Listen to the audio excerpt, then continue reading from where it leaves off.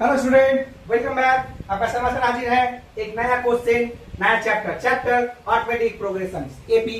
Okay, question क्या है ध्यान से सुनिए। क्वेश्चन थोड़ा सा अलग है, अलग क्यों है आपको समझ में आ जाएगा। बोल रहा है क्या, if there are 15 terms, there are 15 terms in an AP, यानी एपी में 15 टर्म्स में जिसका वो फर्स्ट टर्म, जिसका पहला टर्म क्या है √2 है और कॉमन डिफरेंस क्या है 2√2 है, तो देन द लास्ट टर्म क्या होगा।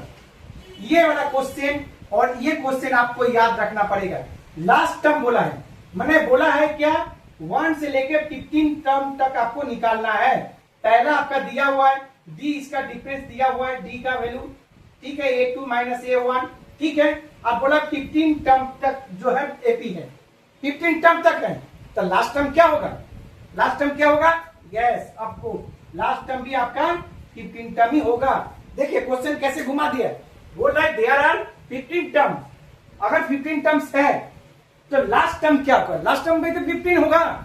यही तो आपको समझना है क्वेश्चन, कहीं फॉर्मूला लगा मत दीजिएगा जय भाई एल का क्या होगा, ये क्या होगा, उस तरह से कुछ नहीं करना है आपको। जब ये नंबर नहीं देता तब कुछ गड़बड़ होता है, तब अलग से बनाते। लेकिन यहाँ पर नंबर बोला कि एपी में 15 टर्म्स ही है, तो 15 टर्म्स अगर है तो लास्ट टर्म क्या होगा, 15 टर्म होगा। ओके, लास्ट टर्म भी 15 होगा, तो लास्ट टर्म अगर 15 होगा तो क्या करना है, समझ के सम को बनाना। तो क्या करने का फॉर्मूला, तो सबसे पहले इंप्रेशन को नोट करिए। क्या दिया है, पहला टर्म यानी ए का वैल्यू दिया हुआ आपका √2 और डी का वैल्यू दे दिया है 2√2, तो इसका मतलब हमें निकालना क्या है 15 टर्म्स। तो क्या करना है, नाउ देखिए कितना आसानी से बन जाएगा, T15 निकालना है। तो T15 का मतलब क्या होता है, A + 14D।